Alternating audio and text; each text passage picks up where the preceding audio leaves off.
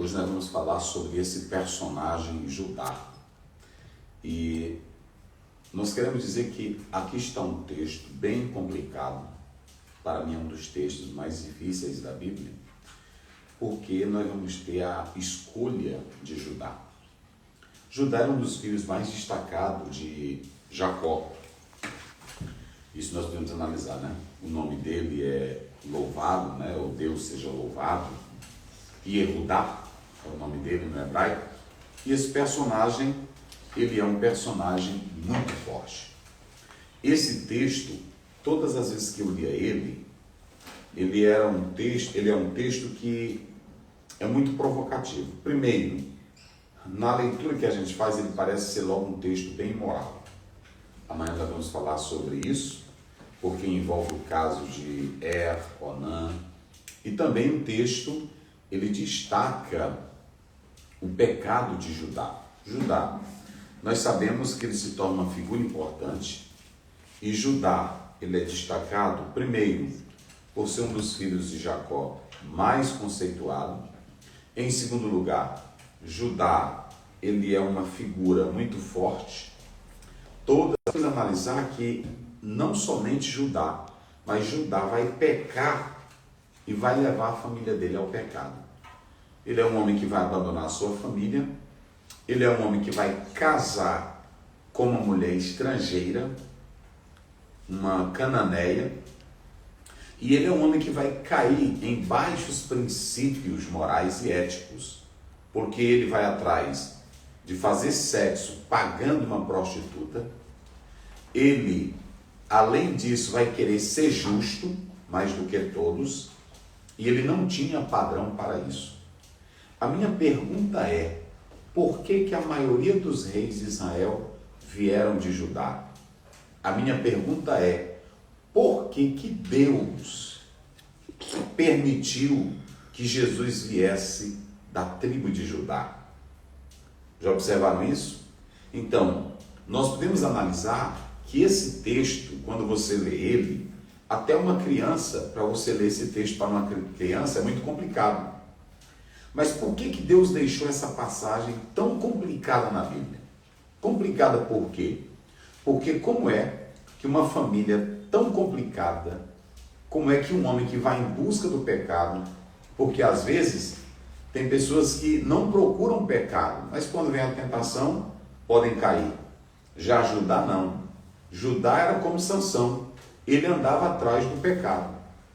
Deixa a família, vai atrás de uma cananeia, vai atrás de uma prostituta, fazer sexo com prostituta, paga por ela, se disfarça através de um moralismo, de uma autoridade, de uma justiça própria, mas que na verdade era um homem que não tinha um padrão de vida adequado. E por que Deus deixou essa passagem no texto bíblico? Você vê que há uma quebra. O texto vem falando de José. 37 a 50 é a história de José. Mas aqui você tem um interlúdio, você tem aqui uma parada. É como se abrisse um parêntese. E aí Deus coloca essa história de Judá no meio da narrativa de José. Mas a minha pergunta é, por que Deus deixou dessa família vir pessoas como Davi? E o mais importante, por que Cristo veio desta família? Vamos ler aqui Hebreus, capítulo 7, verso 14, só para vocês terem uma ideia. Hebreus 7, 14. Então, como é que Deus vai usar essa origem familiar para que dela mesmo venha o Messias? Visto ser manifesto que nosso Senhor procedeu de Judá, e concernente a esta tribo, nunca Moisés falou de sacerdócio. Está vendo? Essa tribo não tinha sacerdote, mas quase todos os reis de Israel vieram dessa tribo. Além disso, Davi vem dessa tribo. Além disso, nosso Senhor vem dessa tribo. Ou seja, a fonte que Jesus vem estava contaminada. E aí agora? Por que Deus fez isso? Já imaginaram isso? Por isso que eu disse agora há pouco para vocês que esse é um capítulo muito complicado. Nós não entendemos o trabalhar de Deus. Isso aqui é muito importante porque esse texto ele vai tratar de 3 coisas. A lei do levirato, a palavra levi quer dizer cunhado. Caso o irmão falecesse, era dever do cunhado suscitar a descendência do irmão. Segundo, tratar da origem das 3 famílias da tribo de Judá. E em terceiro lugar, mostrar que na linhagem de Jesus, agora você vai compreender, na linhagem de Jesus, na origem dos antepassados de Jesus, já tinha sangue estrangeiro. É lindo demais a Bíblia. É por isso que lá em 2 Timóteo 3,16, ele diz que toda a escritura é útil. Ou seja, quando Jesus chega, meus irmãos, ele vem de uma natureza, ele não tinha pecado, mas ele vem de uma natureza pecaminosa. E ele vem de uma família que o registro dela já tinha sangue estrangeiro. Mostra que Jesus queria salvar a todos. Por isso que lá em 1 Timóteo 2,4 está escrito: o qual deseja que todos sejam salvos e venham ao pleno conhecimento da verdade. Então você vai ter aqui as misericórdias do Senhor. Mas aí você me pergunta: pastor Ziel, mas como é que pode? Judá, amanhã eu vou falar para vocês sobre o falso moralismo de Judá, a falsa crença de Judá, o falso padrão. No momento em que ele busca uma mulher cananeia, ele já estava fora dos padrões de Deus. E você vai ver que esse homem, ele tinha um padrão tão baixo que esse padrão vai atingir a família dele. Às vezes a mãe é tão baixa na crença, o pai é tão baixo, tão frio na crença, que vai atingindo a família. Isso aqui é muito forte. E eu vou mostrar amanhã o mal do caráter e do comportamento de Judá. E Jesus veio dessa tribo. O que você diz como teólogo, né? Ela faz teologia. Está terminando já a teologia. Preste bem atenção, deixa eu dizer uma coisa para vocês. Por que Jesus veio de Judá? Meu Deus, né? Por que Jesus veio de Judá? Se na origem antepassada, dos seus antepassados, era marcada pelo pecado, por que a maioria dos reis de Israel vieram de Judá? Davi, por que isso, pastor Zé? Olhem para cá. Jesus veio de Judá porque está bem claro que a salvação não depende de méritos, não depende de tribo, não depende de origem familiar. Depende do caráter e da dignidade de Cristo Jesus.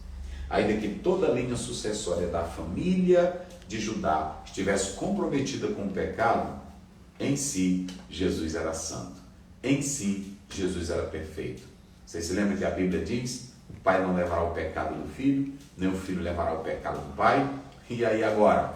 Ei, vocês aí que são da maldição hereditária, me expliquem aí. Porque Jesus, a origem familiar dele, era de um cara que não valia nada. E me explique agora aí. Como é que fica a maldição hereditária? Se Jesus veio para retirar e desfazer a maldição hereditária. Ah, porque meu tataravô, a minha bisavó era macumbeira, e eu acho... E agora? Quem alguma vez ouviu falar que Jesus cometeu o pecado? Quem alguma vez ouviu que Jesus foi atrás de prostituta? E os antepassados de Jesus, na vida moral, era baixa. E agora? Isso é para mostrar que você tem que entender que a decisão de prestar e de andar com sinceridade é sua e não de origem familiar. Não culpe o ambiente, não culpe o sistema, não culpe o seu sangue, não culpe a sua família. Cada um é responsável pela sua própria salvação. Nós temos que ter muito cuidado com essas interpretações na questão que envolve maldição hereditária. A maldição hereditária, ela pode vir do comportamento e do mau exemplo que o pai e a mãe dão dentro de casa.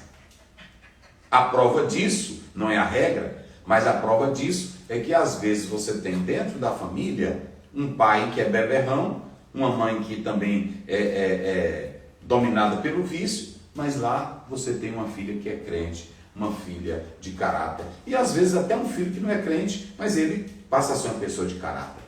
E onde estaria a maldição hereditária? Ela pode vir do comportamento, ela pode vir de uma decisão própria, ela pode vir do mau exemplo. Não porque Deus destinou você para ter aquela maldição. Deu para entender? Então o que você tem aqui? Dessa tribo de Judá, muita coisa boa veio. Muita coisa boa. E aí, nosso Senhor Jesus vem dessa tribo. Mas, enquanto que outros fogem do pecado e ainda pecam, Judá gostava era de andar atrás do pecado. E tem muitos que são assim, gostam de andar